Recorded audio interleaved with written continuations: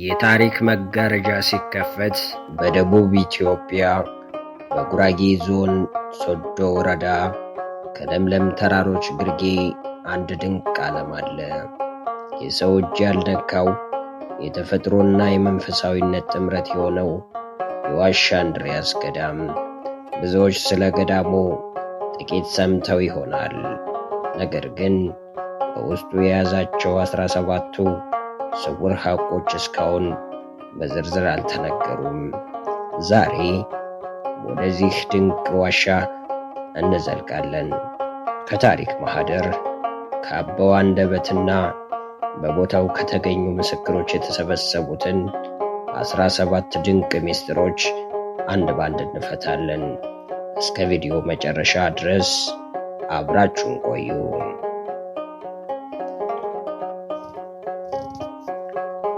ስውር ምስጢር 1 የታላቁ አቡነ እንድርያስ ተጋድሎና የዋሻው ምርጫ።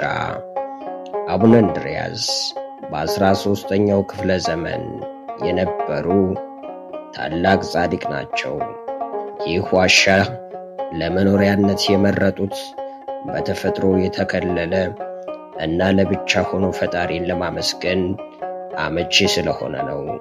ጻድቁ በዚህ ዋሻ ውስጥ ለ40 ዓመታት በጾምና በጸሎት ሲጋደሉ ዋሻውም በመንፈሳዊ ኃይል እንደታተመ ይነገራል። ይህም ቦታው ተራ ዋሻ ሳይሆን የመላእክት መውረጃ እንዲባል አድርጎታል። ስውር ምስጢር 2 የዋሻው ስነ ህንፃዊ ታምር። ዋሻው የተፈጥሮ ቢሆንም ውስጣዊ ክፍሎቹ ግን ልክ በሰው እጅ እንደታነጸ ቤተ ክርስቲያን መቅደስ፣ ቅድስትና ቅኔ ማህሌት ተብለው የተከፋፈሉ ናቸው። በተለይም የመቅደሱ ክፍል ጣራው በጣም ከፍ ያለና ለዓይን የሚማርክ ድንጋይ ነው። ይህ አቀማመጥ በጥንት ዘመን የነበሩ ኢትዮጵያውያን ተፈጥሮን ከእምነት ጋር እንዴት አዋሃደው ይጠቀሙ እንደነበር ትልቅ ማሳያ ነው። ስውር ምስጢር 3 የማይደርቀውና ፈዋሹ የጣራ ጸበል። ከዋሻው የድንጋይ ጣራ ላይ ምንም አይነት የውሃ ምንጭ በሌለበት ሁኔታ ይንጠባጠባል። ይህ ጠበል የእመቤታችን እንባ ወይም የመላእክት ጸበል ተብሎ ይጠራል።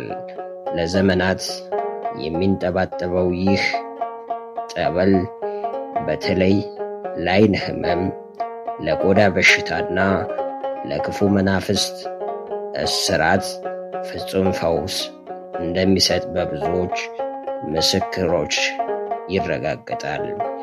ስውር ምስጢር 4 ምስጢራዊው የብርሃን ምሰሶ። በገዳሙ ታሪክ ውስጥ በሌሊት ጸሎት ውስጥ ወይም በሌሊት ወቅት ከዋሻው መሃል እስከ ሰማይ የሚደርስ የብርሃን ምሰሶ እንደሚታይ ይነገራል። ይህ ብርሃን የቅዱሳን መላእክት አብሮነት መገለጫ ተደርጎ እንደሚወሰድ ሲሆን ዛሬም ድረስ በታላላቅ በዓላት ወቅት ልዩ ብርሃን ዋሻውን እንደሚሞላው የገዳሙ አባቶች ይመሰክራሉ። ስውር ምስጢር 5 የግራኝ አህመድ ወረራና የዋሻው ጥበቃ።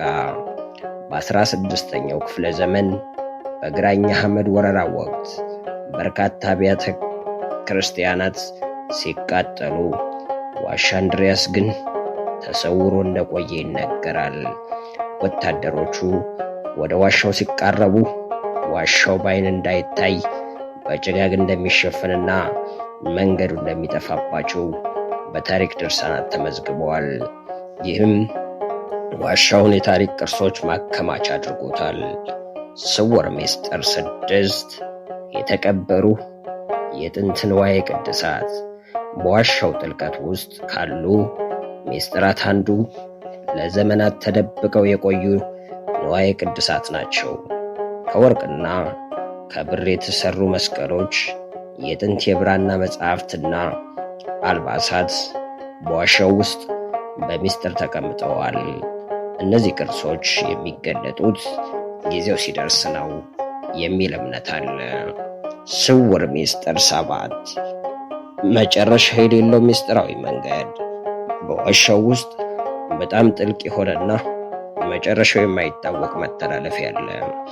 ይህ መንገድ እስከ ዝዋይ ሐይቅ፣ ደብረ ጽዮን ወይም እስከ ደብረ ሊባኖስ አልፎም እስከ ኢየሩሳሌም ይደርሳል ተብሎ ይታመናል። ጥንት አባቶች በመቃብረ አበው በመንፈሳዊ መንገድ ለመሄድ ይጠቀሙበት እንደነበር ይነገራል። ስውር ሚስጥር 8 የቅዱሳን አባቶች አጽም ሚስጥር።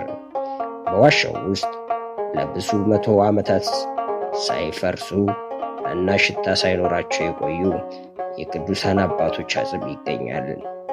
አጽሞቹ እንደ ሐር የለሰለሱና ነጭ ናቸው። ይህም የባለቤቶቹን ቅድስናና የቦታውን ልዩ ጥበቃ የሚያሳይ ረቂቅ ሐቅ ነው። ስውር ሚስጥር 9 የተፈጥሮ አኮስቲክስ የድምፅ ጥበብ።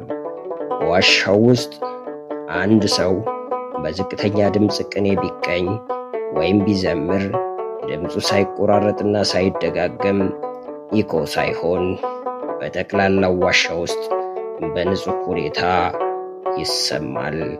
ይህ ለምን እንደሆነ ሳይንሳዊ ማብራሪያ ባይገኝለትም የመላእክት ማስተጋቢያ በሚል ማቅረብ ይቻላል። ስውር ሚስጥር 10 ከዱር አራዊት ጋር የነበረ ስምምነት። አቡነ እንድርያስ በዋሻው ሲኖሩ አንበሶችና ነብሮች እንደ አገልጋይ ይጠብቋቸው ነበር።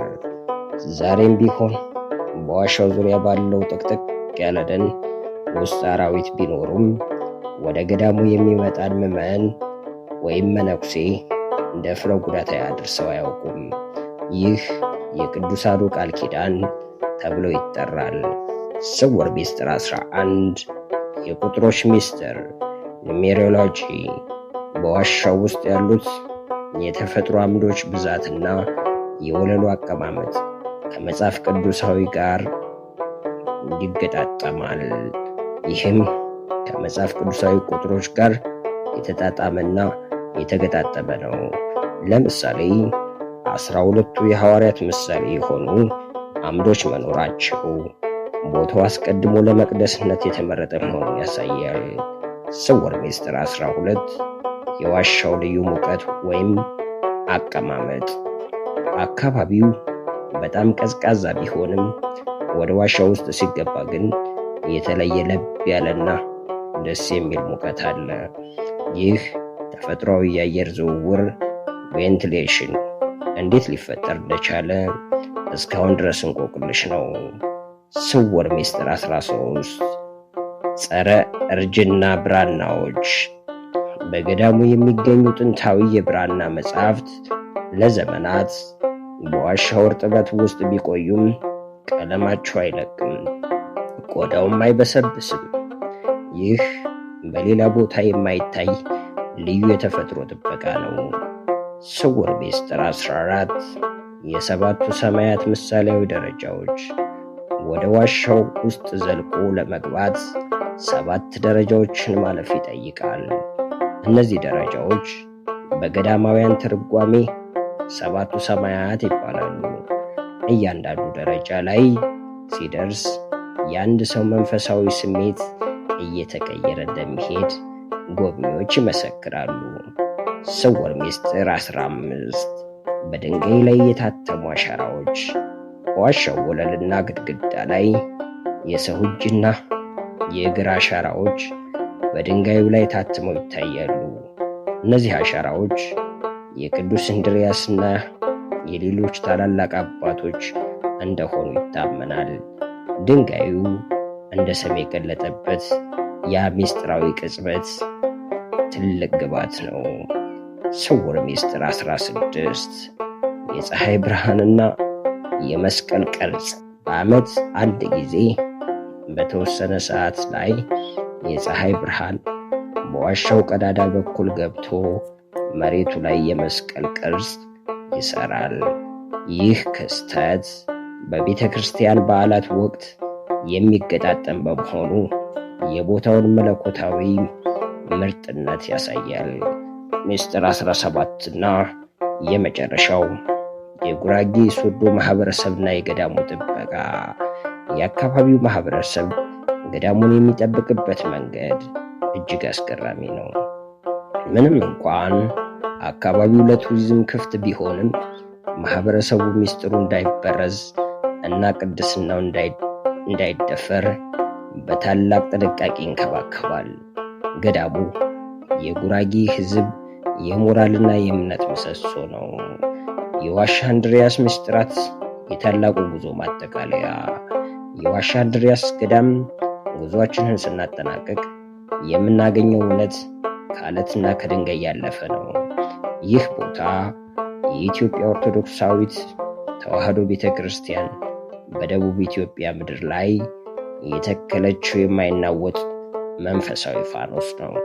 ውድ ተመልካቾቻችን የዋሻ እንድርያስ 17 ምስጢራት ለዘመናት ተሰውረው የቆዩት ለጥፋት ሳይሆን ለጥበቃ ነው። እያንዳንዱ ጠብታ ጸበል፣ እያንዳንዱ የድንጋይ ላይ ስዕልና እያንዳንዱ በዋሻው ውስጥ የሚሰማ ድምፅ የራሱ የሆነ ትርጉም አለው። ዛሬ በዚህ ቪዲዮ የተመለከታችሁት ጥቂቱን ብቻ ነው። ስለ ዛሬው ቪዲዮ የተሰማችሁንና በቀጣይ የትኛውን አስደናቂ ስውር ሀቅ ወይም ስውር ምስጢራት ያለበትን ገዳም እንደምሰራላችሁ በኮሜንት አስቀምጡልኝ። ይህ ገዳም የጉራጌ ሶዶ ምድር ኩራት ብቻ ሳይሆን የኢትዮጵያና የዓለም ጥንታዊ ቅርስ ነው። እናም እንደ ትውልድ የታሪክ አደራ አለብን። እነዚህን ስውር ሀቆች አውቀን ለዓለም ማስተዋወቅና መጠበቅ። ዛሬን በዚህ አበቃን። ነገር ግን የዋሻ እንድርያስ ምስጢር ለዘላለም ይኖራል።